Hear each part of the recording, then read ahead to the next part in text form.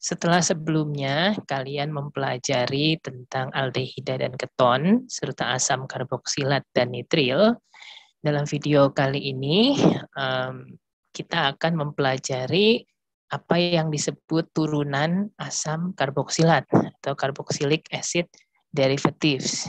Ya. Mengapa disebut turunan? Apa itu turunan asam karboksilat? Jadi turunan asam karboksilat memiliki rumus umum RC⁻2O. Cuma kalau di karboksilat dia mengikat OH, kalau di sini mengikat L. Jadi ada suatu gugus asil LCO mengikat L. Dan L ini adalah atom atau substituen elektronegatif yang bisa menjadi gugus pergi yang baik dalam suatu reaksi substitusi. Nanti kita akan lihat ada berbagai macam L yang bisa terikat pada RCO atau asil tersebut. Ciri khas lain dari turunan asam karboksilat ialah jika dihidrolisis, dia akan membentuk kembali asam karboksilat. Sehingga dahulu gugus nitril sering disertakan sebagai turunan asam. Namun sekarang tidak lagi. Mengapa demikian? Karena nitril kalau terhidrolisis akan membentuk amida. Sementara amida merupakan turunan asam karboksilat yang kalau dihidrolisis akan kembali menjadi asam karboksilat. Nah, ini adalah jenis-jenis turunan asam karboksilat. Jika L-nya itu adalah Cl atau Br, kita mengenal sebagai asil klorida atau asil bromida. Atau disebut juga dulu dengan nama klorida asam atau bromida asam. Namun lebih resmi kita menyebutnya sebagai asil klorida atau asil bromida atau secara umum asil halida. Hanya karena F atau I hampir tidak pernah ada atau sangat jarang ditemui, maka kita hanya membahas asil klorida atau asil bromida saja. Nah, kemudian kalau asil tersebut terikat dengan gugus OC⁻2O aksen, kita lihat sini atom elektronegatifnya O. Oh, tadi ClBr. Nah, maka ini adalah suatu anhidrida asam karboksilat.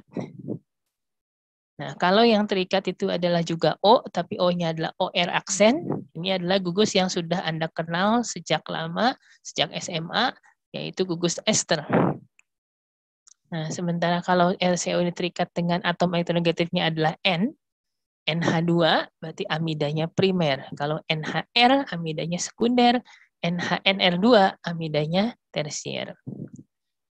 Nah, selain itu dikenal pula analog belerang, analog sulfur dari ester yang kita sebut dengan nama tioester. Ingat, perhatikan bahwa tioester itu yang sulfur hanya SR-nya saja, sementara karbonilnya tetap. Maka dia juga termasuk turunan asam karboksilat ya. Cuma bedanya kalau di sini di ester biasa, asam karboksilat bereaksi dengan alkohol. Kalau di tioester asam karboksilat bertemu dengan tiol. Nah, kemudian jika asam karboksilat itu terfosforilasi, kita dapatkan suatu senyawa asil fosfat ya. Asil fosfat ini suatu bentuk ester fosfat yang juga penting karena kita tahu asil banyak terdapat dalam tubuh dalam bentuk DNA atau RNA ya. Nah, kemudian ester amida primer merupakan produk alam yang penting juga. Kita tahu ester banyak merupakan penyusun utama pada lipid. Amida merupakan penyusun pada protein. Sementara asam nukleat di sini sebenarnya kategori ester fosfat ya. Jadi tapi bisa kita sebut juga sebagai ester anorganik lebih tepatnya. Nah, sementara asil halida dan anhidrida asam itu tidak ada di dalam tubuh. Keduanya merupakan hasil sintesis di laboratorium. Pada bagian pertama, kita akan mempelajari dahulu tata nama dari setiap turunan asam ini. Pertama, kita lihat asil halida atau rumus umumnya RCOX. Nah, kalau kita menamai, maka kita namai gugus asilnya dulu, ditambah dengan nama halidanya. Baik IUPAC maupun trivial. Jadi kita tahu misalnya seperti ini, CH3CO, kalau dia COH, kita kenal dia di IUPAC sebagai asam etanoat. Sementara kalau nama trivial itu adalah asam asetat. Maka kalau sebagai asil kita menamainya menjadi etanoil. Jadi akhiran oil kalau tadinya etanoat sekarang menjadi etanoil. Kalau tadinya asetat menjadi asetil. Jadi akhiran at diganti menjadi il untuk menamai gugus asilnya. Tentu ini berlaku untuk yang lain seperti propanoil, berarti teman propanoil ada propionil, butanoil, butiril, pentanoil, valeril, dan seterusnya. Ya, jadi itu adalah nama gugus asilnya. Sementara halidanya kita sebut saja klorida atau bromida, dan itu diberi spasi antara keduanya. Jadi namanya adalah etanoil klorida untuk IUPAC atau asetil klorida untuk trivial. Nah, kalau asam gugus asil itu melekat pada suatu cincin, maka kita ingat kembali bahwa kalau cincin terikat pada gugus karboksilat, kita menamai dia misalnya kalau asam benzoat, kita menamai secara IUPAC sebagai asam benzena karboksilat. Maka untuk yang semacam itu, kata karboksilat kita ganti menjadi karbonil. Jadi namanya adalah bukan benzena karboksilat, tapi benzena karbonil, itu sebagai nama asilnya, lalu bromida. Karena untuk trivialnya dia adalah asam benzoat, maka akhiran at diganti il juga, jadi benzoil bromida. Ini juga sama kalau kita kenal di asam karboksilat MiCOH, namanya adalah asam sikloheksana karboksilat.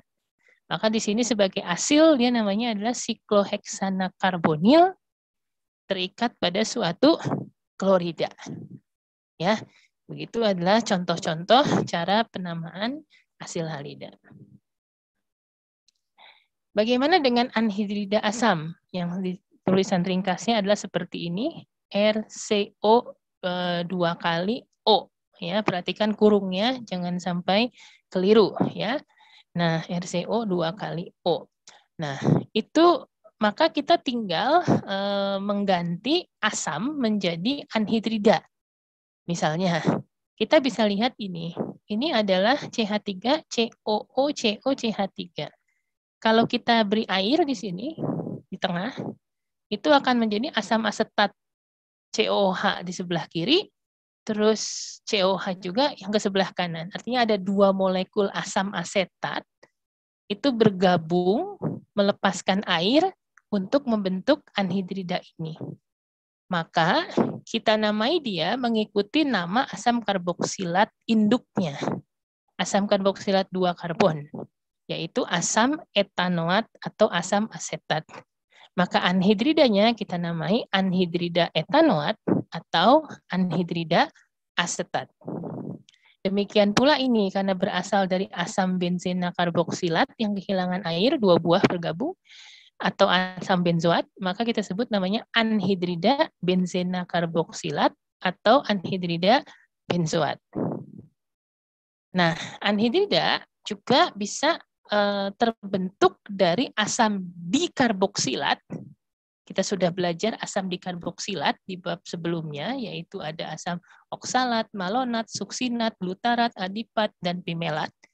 Nah, di sini kita lihat karbonnya 4, itu adalah asam butanadioat atau asam suksinat. Di sini dia mengalami siklisasi secara intramolekul melepaskan air. Jadi ini induk dari anhidrida ini adalah anhidrida butanadioat atau asam butanadioat atau asam suksinat. Maka anhidridanya kita tinggal mengganti kata asam dengan kata anhidrida sehingga namanya adalah anhidrida butanadioat atau anhidrida suksinat. Nah, anhidrida etanoat, anhidrida benzena karboksilat itu memiliki R sebelah kiri dan R sebelah kanan sama.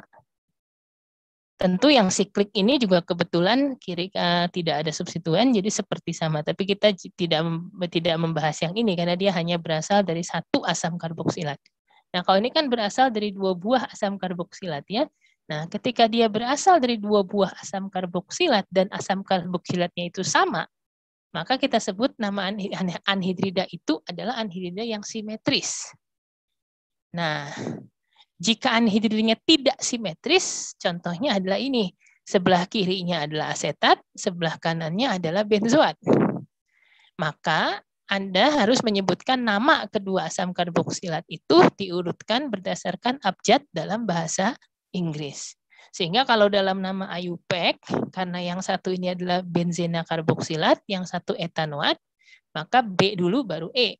Anhidrida benzena karboksilat etanoat. Tapi ketika namanya nama trivial, maka asetat lebih dulu daripada benzoat. Maka namanya menjadi anhidrida asetat benzoat. Itu adalah contoh cara menamai anhidrida asam. Berikutnya, kita akan lihat bagaimana kalau menamai amida. Ya, amida. Untuk menamai amida, kita membedakan ada amida primer kalau NH2, ada amida sekunder kalau NHR, atau tersier NR2. Kita bahas dulu yang amida primer ya. Jadi amida primer itu caranya kalau kita punya nama asam karboksilat, maka asam OAT kita ganti menjadi amida. Sementara kalau terikat pada cincin, maka asam dan karboksilat kita ganti menjadi karboksamida. Nah, contoh kita lihat di sini, kalau dia adalah dari asam asetat, ya CH3COH, atau asam etanoat, maka kita tinggal namai dia menjadi etanamida. Di akhiran OAT, etanoat menjadi akhiran amida. Atau akhiran at pada asetat menjadi asetamida. Kalau C-nya seperti ini ada 6, maka kita punya, ingat kalau menamai amida, CO-nya jangan lupa dihitung ya. Jadi ini ada 6 karbon, itu adalah heksanamida, atau kalau dalam nama trivial kita sebut sebagai kaproamida, karena asam kaproat adalah asam karboksilat dengan 6 karbon ya.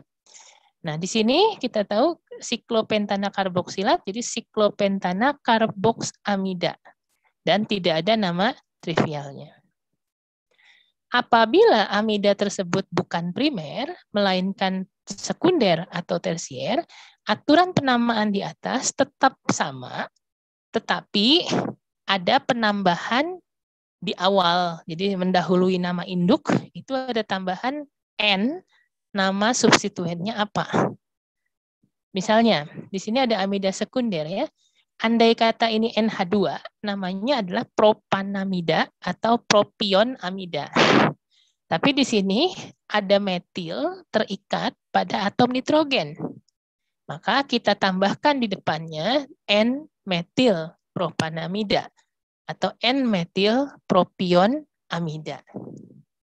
Seperti juga halnya yang ini. Kita tahu kalau ini NH2 namanya adalah sikloheksana karboksamida.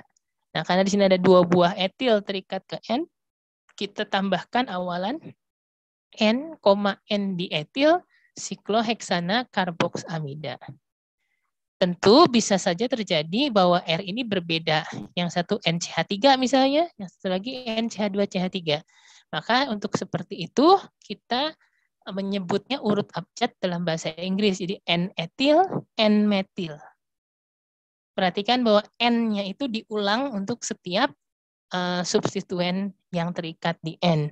Termasuk tadi ketika kembar seperti ini, kita nyebutnya N, N dietil.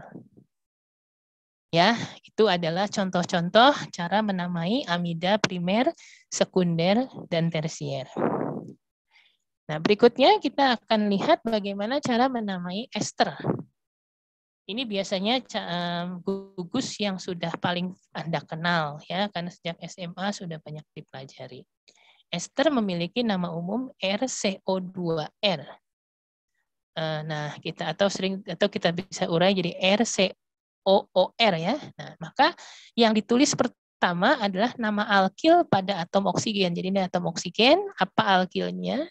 Baru ditambah dengan nama asam karboksilatnya. Jadi kita lihat bahwa O dan R ini adalah alkilnya, alkoksinya ya, alkil pada oksigen. Sementara ini asil berasal dari asam karboksilatnya.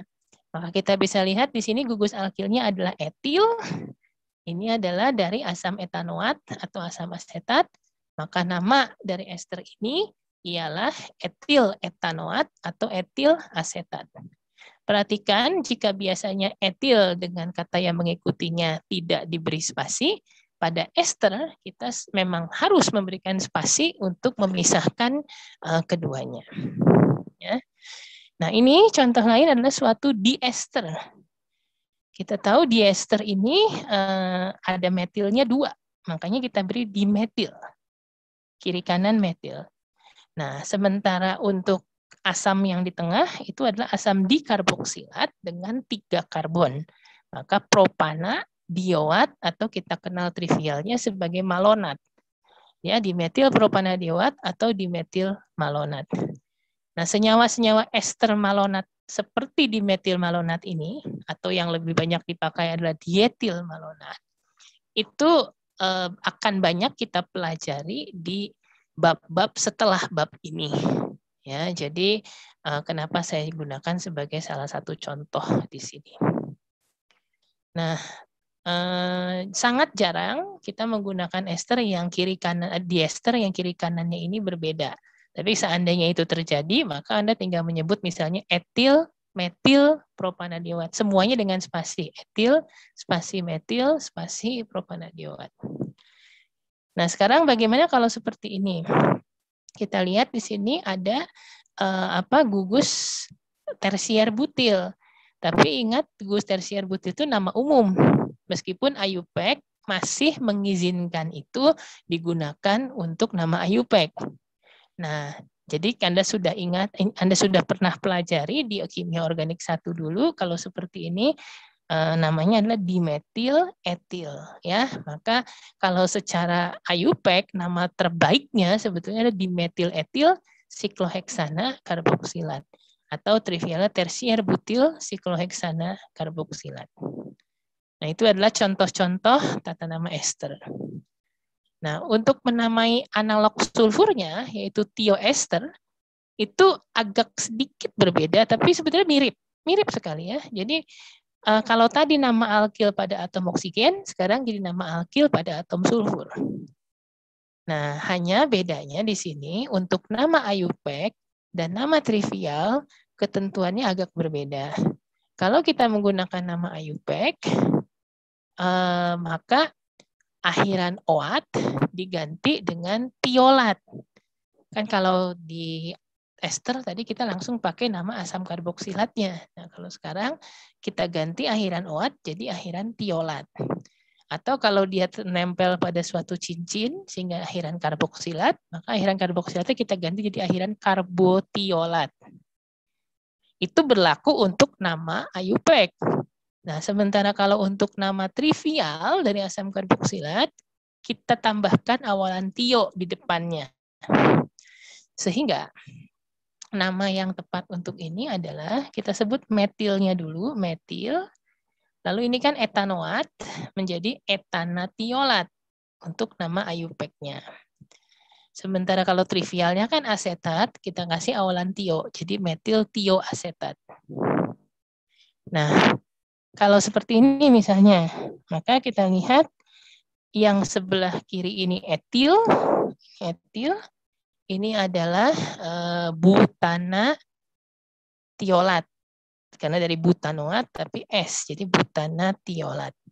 Atau kalau dalam nama trivial ini butirat. Awalannya dikasih awalan tio. Jadi etil tio butirat. Jadi bedanya kalau IUPAC tiolat ditambahkan di akhir, kalau trivial tio ditambahkan di awal. Nah, ketika di sini ada siklik, maka metilnya dulu kita sebut metil. Lalu ini kan sikloheksana karboksilat menjadi sikloheksana karbotiolat. Nah, itu adalah contoh-contoh cara penamaan tioester. Nah, berikutnya kita akan mempelajari lagi tata nama dari asil fosfat. Ini penutup dari bagian tata nama ya. Jadi untuk ini tambahan saja. Jadi kalau ada asil fosfat berarti ester, tapi bagian yang biasanya alkohol menjadi fosfat. Maka namanya, nama asil ditambah dengan fosfat itu. Nah, tapi seringkali juga si asil itu menempel pada fosfat, lalu fosfatnya itu mengikat lagi alkil. Misalnya di sini R aksen. Sehingga yang tadinya 2 minus turun menjadi 1 minus. Nah, di sini kita menambahkan nama alkil. Jadi asil alkil fosfat. Sehingga untuk yang sebelah kiri di sini, kita tahu ini adalah nama benzoil. Jadi benzoil fosfat. Di sini ada asetil, enggak fosfat dulu, tapi kita namanya alkilnya. Alkil ini adalah bagian dari gugus adenosina. Maka asetil, adenosil, baru fosfatnya. Jadi bedanya fosfat itu di O ini masih bisa mengikat lagi R. Jadi kalau ada R-nya, maka kita sebut asil, lalu alkilnya dulu, baru fosfat. Begitu adalah aturan-aturan tata nama. Nah, untuk menambahkan bahwa di slide ini saya banyak menggunakan buku Organic Chemistry Solomon selain buku Organic Chemistry McMurray yang menjadi pegangan utama kita. Karena untuk bahasan mengenai reaksi, seperti sudah saya singgung juga di pertemuan-pertemuan sebelum, di video-video sebelumnya maksud saya, bahwa buku Solomon ini lebih bagus, lebih sistematis penjelasan mekanistiknya di dalam membahas tentang senyawa karbonil. Namun saya menyertakan di pojok kanan bawah ini adalah subbab dari buku McMurray yang terkait dengan bahasan yang baru saja kita selesaikan. Jadi kalau Anda ingin bandingkan, ini adalah 21.1 dan 21.2. Sehingga kalian sudah mulai bisa berlatih mengerjakan soal-soal yang terkait dengan kedua subbab tersebut. Oke, berikutnya kita akan masuk ke bahasan tentang reaksi pada asam karboksilat dan juga pada turunan asam karboksilat ya. Jadi reaksi kita sebelumnya setelah mempelajari beberapa reaksi pada asam karboksilat. Sekarang kita akan masuk ke reaksi yang namanya substitusi asil nukleofilik. Ini memang lebih dibahasnya saat turunan asam karboksilat ini, bukan pada asam karboksilat, meskipun reaksi-reaksi ini nanti juga berlaku pada asam karboksilat, sebagaimana kita akan lihat di pembahasannya nanti. Nah, tapi sebelum masuk ke sana, karena pembahasan lebih panjang lebarnya baru akan kita bahas di video berikutnya, untuk video saat ini, saya hanya akan membandingkan antara reaksi pada aldehida keton dan reaksi pada turunan asam karboksilat. Kita sudah ketahui bersama, kalau aldehida keton mengalami reaksi, reaksinya adalah suatu adisi nukleofilik. Mengapa disebut demikian? Karena gugus karbonil mengalami adisi oleh suatu nukleofili yang menyerang ke C karbonilnya. Jadi, dan ini hanya salah satu yang digambarkan di sini, yaitu kalau nukleofili kuat yang menyerang ke C karbonil. Pada saat video aldehida keton, kita telah mempelajari bahwa ada mekanisme lain kalau nukleofilinya lemah. Ya, kita ini mewakili saja, hanya ingin menunjukkan apa bedanya dengan turunan asam. Jadi kalau ini nukleofili menyerang C karbonil, lalu membuka ikatan rangkap, lalu si CO yang sekarang menjadi tunggal, jadi CO minus, itu akan mengambil proton dari pelarut, membebaskan kembali nukleofili. Nah, ini reaksinya hanya adisi. Jadi nukleofili mengadisi karbonil, lalu karbon di sini terbentuk muatan negatif pada alkoksida, alkoksidanya kemudian terprotonasi. Tapi secara umum reaksinya hanya adisi nukleofilik. Sementara pada turunan asam, reaksinya disebut substitusi asil nukleofilik. Jadi gugus asil mengalami substitusi oleh suatu nukleofili. Nanti kita lihat. Dan tahapannya ada dua. Pertama, adisi nukleofilik persis seperti pada aldehida keton. Lalu disusul dengan eliminasi gugus pergi L-. Tadi kita lihat asil halida itu RCOL ya, untuk membentuk kembali gugus karbonil. Jadi adisi dilanjutkan eliminasi menghasilkan akhirnya adalah suatu substitusi. Nah, seperti ini adalah reaksi yang terjadi. Jadi kita lihat pertama prosesnya sama. nukleofili menyerang C karbonil, membuka ini sehingga membentuk seperti ini. Ini adalah tahapan yang sama dengan adisi nukleofilik pada aldehida. Bedanya pada aldehida atau pada keton, pada L ini adalah H untuk aldehida, R untuk keton. Dan kita tahu H ataupun R itu kalau bukan gugus pergi yang baik. Karena kalau dia dilepas pergi akan membentuk H- atau R-, yang keduanya merupakan basa sangat kuat. Padahal kita tahu basa sangat kuat itu bukan gugus pergi yang baik. Ini berbeda dengan pada turunan asam, yang L-nya ini notabene merupakan gugus pergi yang lebih baik dibandingkan dengan H- atau R- tadi. Karena mungkin pernyataan saya ini agak mungkin bisa menimbulkan kontradiksi juga di kalian ya. Kok Pak, dulu kan OH gugus pergi yang buruk, kok sekarang OR di ester gugus pergi yang baik. Saya katakan makanya relatif lebih baik terhadap dibandingkan dengan aldehida atau keton tadi. Nah, jadi L di sini bisa ClBr pada asil klorida, asil bromida, bisa OC rangkap 2 OR aksen pada anhidrida asam, bisa OR aksen pada suatu ester, atau bisa NH2, NHR, atau NR2- pada suatu amida. Nah, jadi yang membedakan setelah terbentuk zat antara ini, si omin ini tidak mengambil H, tapi justru H ini, H yang terikat di nukleofili akan membantu gugus pergi yang tadi. Kan ada gugus pergi yang baik, ada gugus pergi yang kurang baik. Nah, yang kurang baik bisa menerima proton dari tetangganya atau suatu transfer proton sehingga menjadi gugus pergi yang baik. Nah, di sini karena L ini leaving group yang baik, maka bisa terjadi eliminasi dengan cara membentuk kembali gugus karbonil dan mengusir pergi gugus pergi tersebut. Sehingga terbentuklah ini. Inilah kenapa Anda lihat awalnya L tersubstitusi menjadi nukleofili. Dan yang disubstitusi adalah gugus asil. Maka secara keseluruhan, adisi nukleofilik plus eliminasi kita kenal sebagai substitusi asil nukleofilik. Itulah reaksi yang akan kita pelajari hampir di sepanjang slide bab ini. Di video ini kita akan mempelajari tentang itu. Nah, kalau kita sekarang perhatikan L pada setiap turunan asam, kita bisa melihat bahwa Cl atau Br adalah gugus pergi yang paling baik.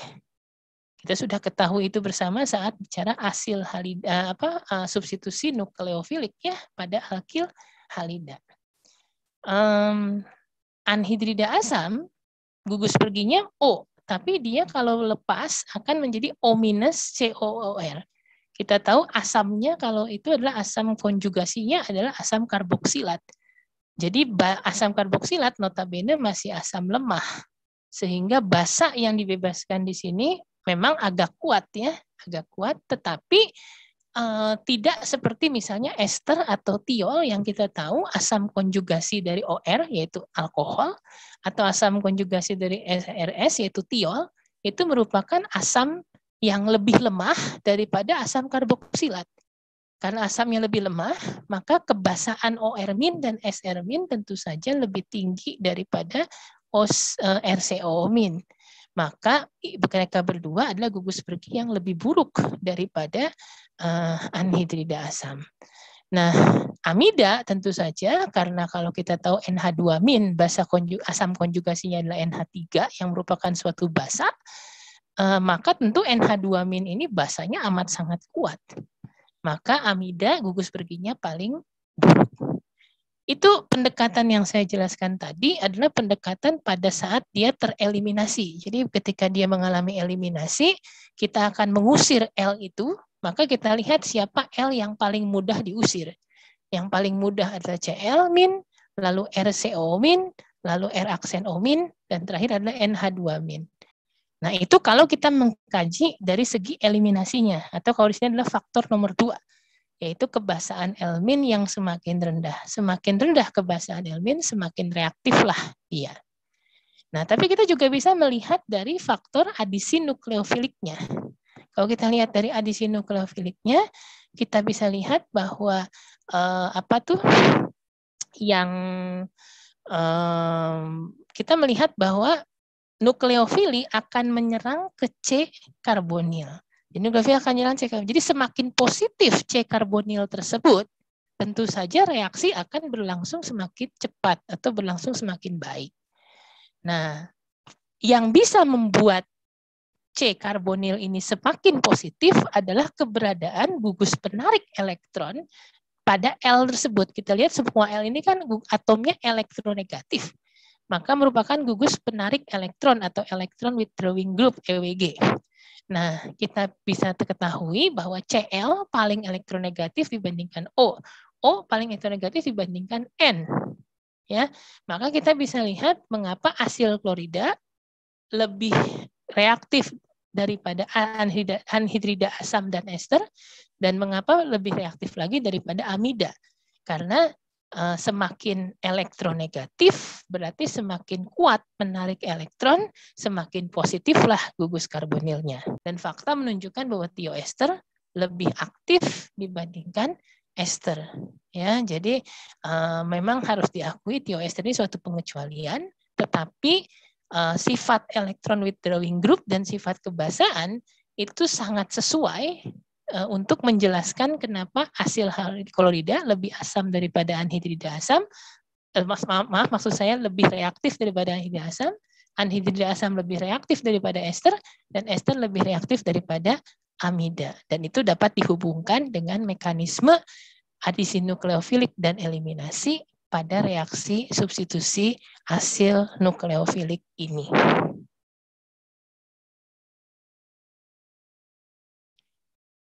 Nah, mengetahui urutan kereaktifan atau reaktivitas akan membantu kita nanti saat mempelajari sintesis turunan asam.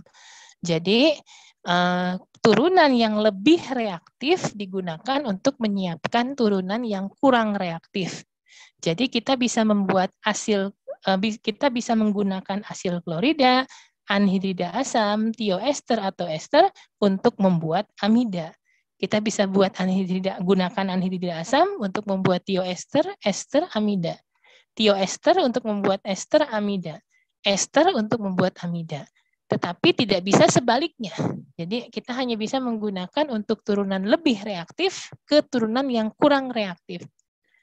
Oleh karena itu, nanti kita akan pelajari untuk yang paling reaktif ini kan kita nggak punya bahan bakunya. Karena dia udah paling atas kan. Nah, maka kita harus gunakan induknya. Jadi digunakan asam karboksilat untuk menyintesis asil klorida ya, atau klorida asam ini. Di bagian selanjutnya nanti kita akan membahas secara detail mengenai sintesis turunan asam dari asam karboksilat terlebih dahulu. Ya, maka tidak lain judulnya adalah konversi asam karboksilat ke turunannya. Jadi asam karboksilat diubah ke turunannya juga melalui suatu reaksi substitusi asil nukleofilik. Atau dengan kata lain di bagian berikutnya kita akan belajari dulu substitusi asil nukleofilik pada asam karboksilat untuk menyintesis turunan asam.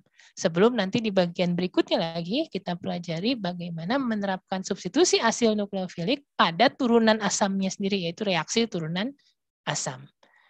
Itu akan kita pelajari di video bagian selanjutnya. Video bagian pertama saya akhiri di sini. Terima kasih.